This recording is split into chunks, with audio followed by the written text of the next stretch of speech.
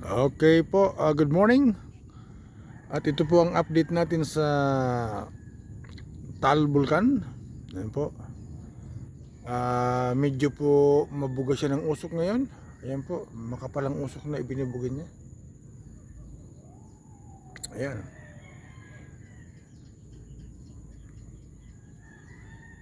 Ito po yung nanay ng bulkan. Ayan. Ayan po, yan. Pero po sa banda roon, yung anak ng Taal Vulcan ay talagang mausok po. Ayan. Makapal po ang usok niya.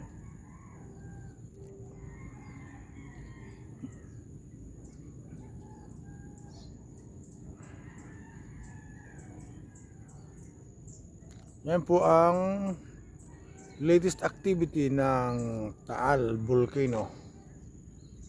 Ay yan po ang usok niya. Medyo makapal-kapal po. Yan.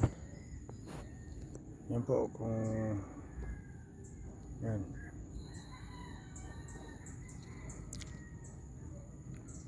As usual po, banayad ang alon ng Taal Lake. Yan. At ganun din po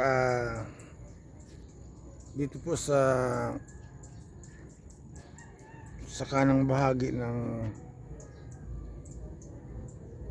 Taal Lake ay yan po ay makapal ang pag. Ang pag po ay yan po, natatakpan po yung mga matataas na gusali ng Tagaytay City. Yan, ang kapal po ng fog. Pero dito ay maayos naman. Ngayon po ay alas 6 ng umaga pasado. Yan, napaaga po tayo ng gising. Yan. Ayan. Yan yung yan banda po ay Lemery. Yan po banda ay Lemery.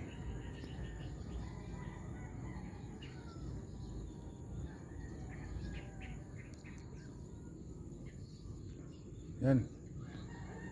Kumakapal po ang usok.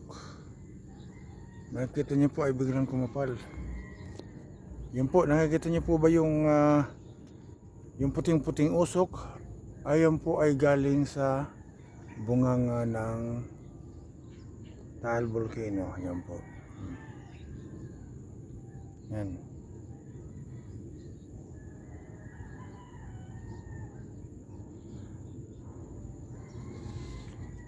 Ang petsa po ngayon ay 16 Agosto 2022 po. Yan po ang view ng kapaligiran dito sa napapaikot. Ito pong lugar na to ay yan po ang kabundukan ng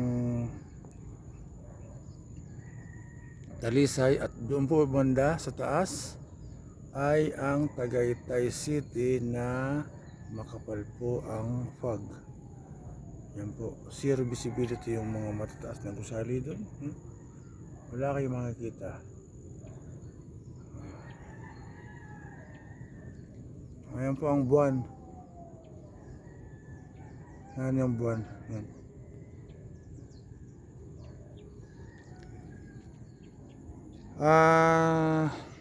Yan po muna ang update sa Taal Volcano.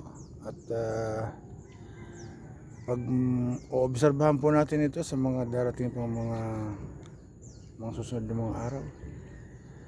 Sige po, ang inyong lingkod ay Antonio Vlog.